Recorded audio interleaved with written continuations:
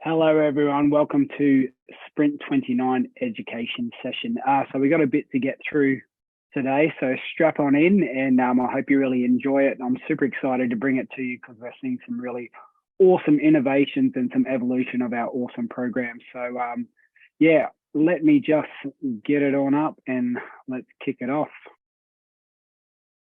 Alrighty, so as we said, we're going to talk about Sprint 29 today. My name is Dallas Blacklaw, in case you didn't know.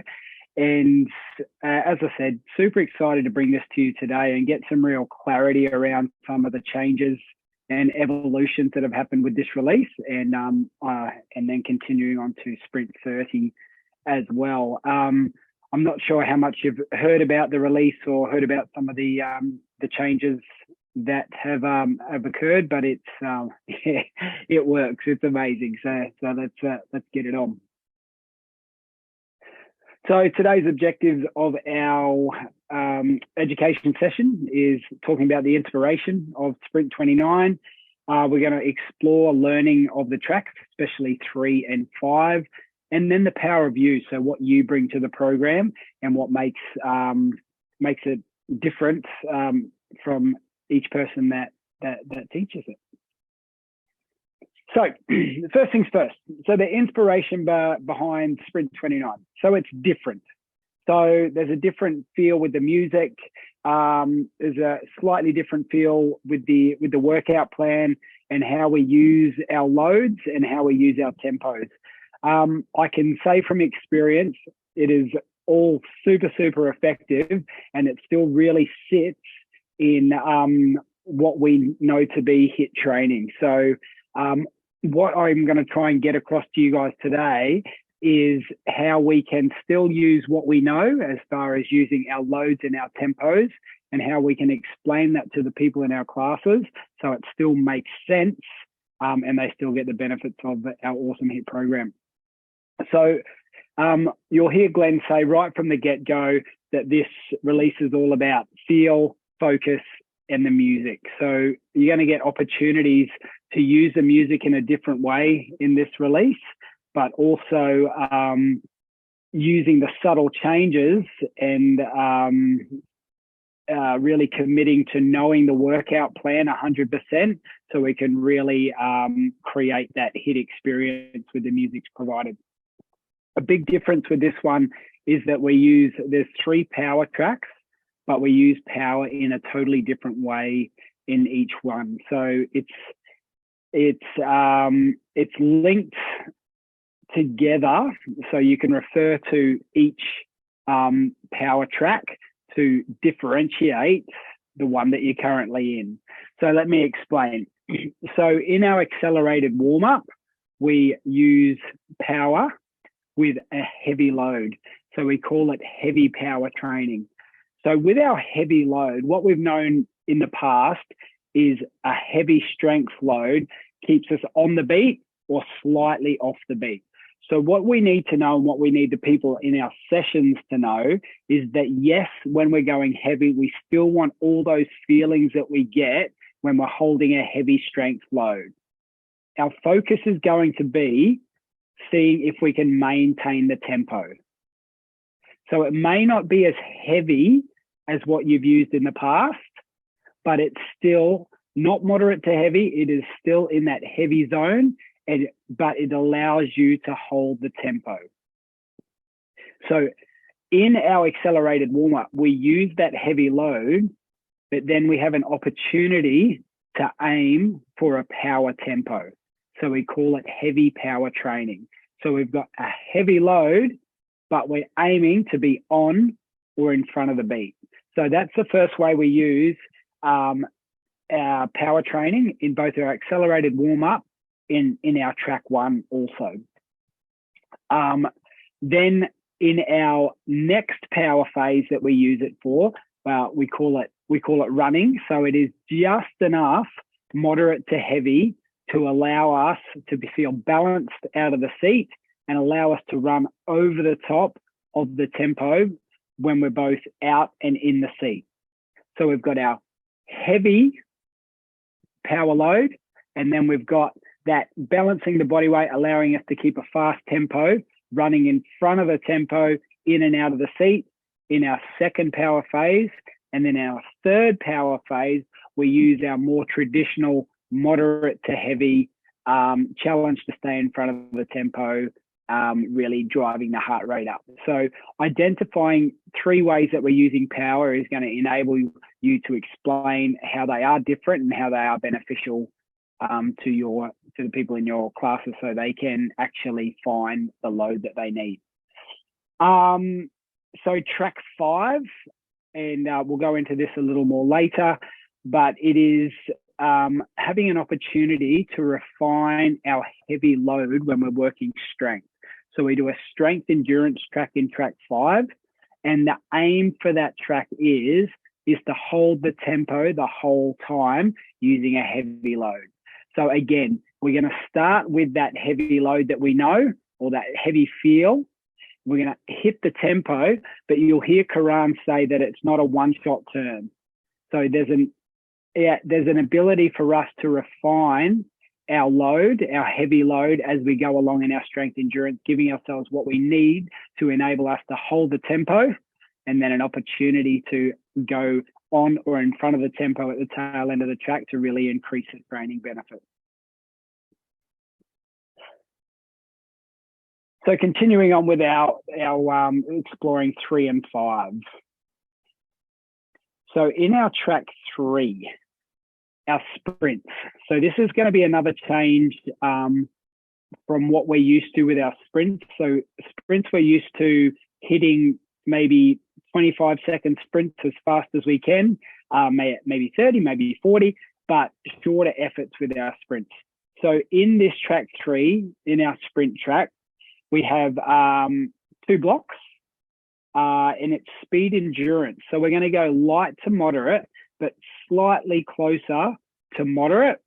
So we feel that good tension. And then the challenge is just to hold that sprint tempo. So the beat of the music, that's what we're trying to hold on to. So the goal is to stay on the tempo, and during, we've got 2 opportunities in both of those efforts to surge in front of the tempo and then come back to the tempo.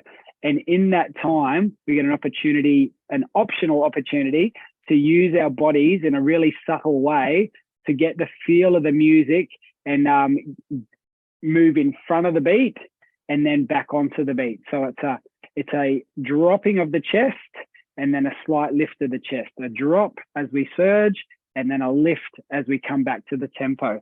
So it works really well with the music in this track. And it just allows us, again, permission for us to feel the music, and also the people in our classes to feel the music as well. And because we're using a slightly heavier than what we're used to, light to moderate for our sprint efforts, it really kicks the heart rate up when we aim to zoom in front of the tempo and then back onto the tempo. So we've got 8 short surges in the first one. And then in the second block, we have 14 all up. So we got 6 longer surges, then 8 shorter surges, and then a 30-second opportunity at the end to just go as quick as we can. So check out the masterclass. They do it really well on the masterclass, and just enjoy it. Just feel it. It doesn't have to be over the top. It doesn't have to be unauthentic. It doesn't have to be too hammed up. It just needs to something that you feel, and it's pretty much what we naturally do anyway when we surge and then come back. So just try and find that natural feel of the music for you when you're going faster and then coming back to the tempo. All right, our track 5. So we spoke about this briefly before. So in our strength training, and again in the masterclass, Karan does an amazing job of teaching this track. So please check it out. It is quite a long track. So it is quite it's strength endurance, right? So one tip that I would give you is to know your workout plan inside out, back to front, to give you the power and the freedom to know exactly where you are in the track, so you can give some really smart and important timing cues so people don't tap out of the workout, because it is quite demanding and it is quite solid. So using solid timing cues so people know exactly where they are in the effort, how long they've got to go, and what sort of effort that's required to get them to the end. So the focus of this one is the opportunity to increase strength capacity, understand the benefits of strength to improve overall capacity. So again, it may not be as heavy as what you're used to going in heavy strength. So if you're used to loading right up and falling right off the back of the tempo, it's not that. It is still a strength load, but we are able to hold the tempo, but by no means is it easy to hold the tempo. So again, you have the opportunity to refine your strength load to be able to get the most out of the strength endurance efforts. So the goal is to find true strength load and maintain along with holding the tempo. So it's a brand new focus, but all the feelings in the muscles and in the heart and in the lungs are very, very familiar, but it is just a case of finding what your heavy load when you are holding the tempo feels and looks like. Music is the key driver here when we stand and sit.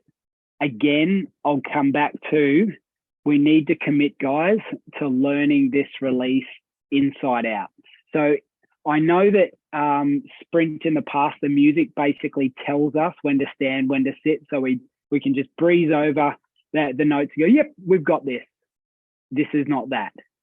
So we need to commit to our craft, make this be the best it can be by really, really knowing your timing in your workout plan and listening to the music to find those little subtle changes so you can be in control of the effort, so you can allow the people in your classes to get the most out of the efforts. Because if you get lost, it'll just keep going on and on and on, and it'll feel like it never ends. But if you can put it into its timings of when you're up, when you're down, when you're on the tempo and when you're in front of the tempo, the workout is amazing. But if we do not commit to learning our workout plan, there's potential for you to get lost, and it'll just feel like that you're working strength forever without any real purpose. So commit to yourself, commit to the people in the classes to really ride it, learn it, learn the music, learn the workout plan, ride it a few times to get the feel for it. So when you do coach it, you can coach it from a place of knowing and showing in your body what it should look like. Because if you try and breeze over this one, it's not going to hit the mark. It has so much potential to be amazing, but if we're a little bit lazy with it, then it's not going to work.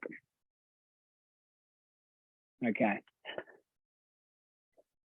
So that is just a recap. Awesome opportunity to train really hard in a different way.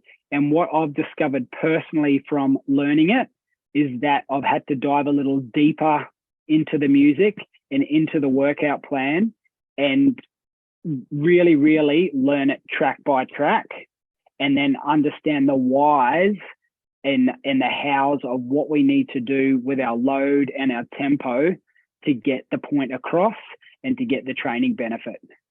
So I've had to learn this one slightly differently to what I normally learn sprint, which for me is quite refreshing, because once I look at the numbers at the end of it, everything's there. The intensity's there, the wattage is there, and the actual the heart rate scale is there as well. So it all works.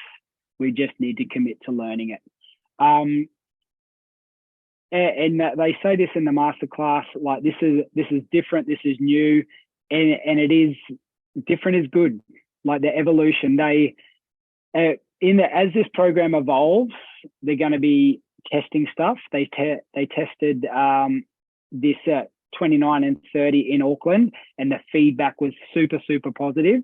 So just know that nothing ever happens by chance, and there is real purpose behind what we're doing. So trust it, give it a chance, commit to it, and then I think you'll be pleasantly surprised by the results that you and the people in your sessions get, both fitness-wise and for when you go back to some of the older stuff, they'll have the ability to monster it just from being sort of able to hold those loads for longer and really smacking out that tempo. So enjoy that.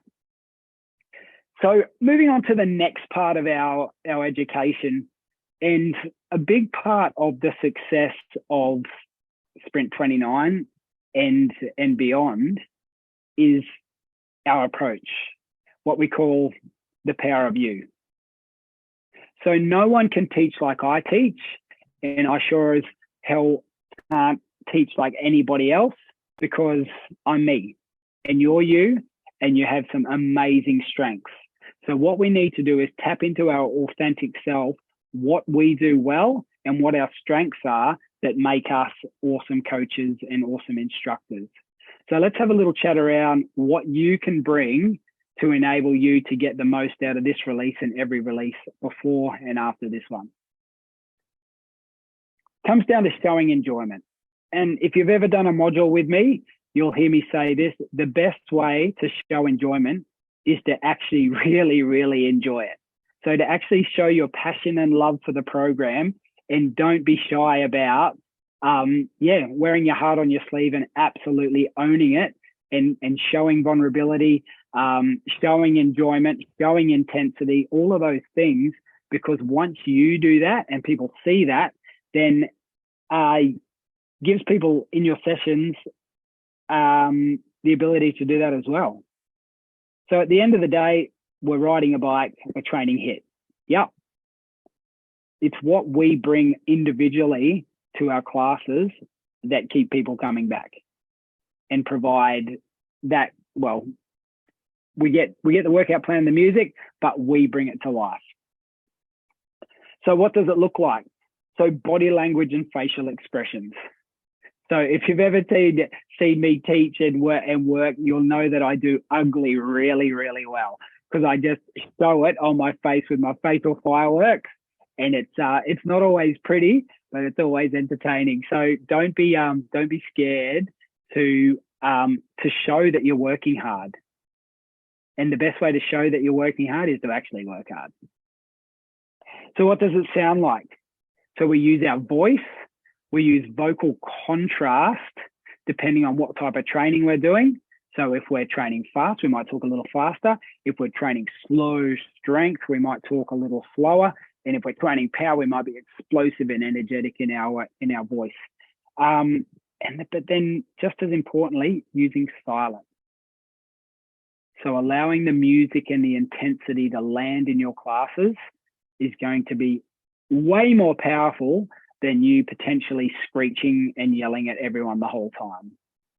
So setting them up really clearly and letting that intensity and the music wash over them as they hit those tempos with the right amount of loads is going to be an awesome thing for you to be able to use to either see what's happening in your classes, to see what you can follow up with your layer 2 and your floor coaching, or sometimes just creating that vibe in the room, letting the music and the intensity fill the room. What does it feel like? So as I said, the music, it is all about the music. Crank it up, get that vibe in there, get that vibe in the room.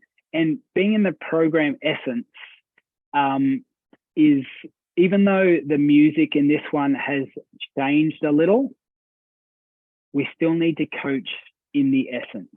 So again, I would recommend going back to the masterclass, and there's 3 coaches that teach this in different ways. And it is so good to watch how the 3 different coaches coach in their own way to get their point across, and it works. It's really, really good. So all of this stuff is brought to life by us, by you, by me. So we all have the ability to do this.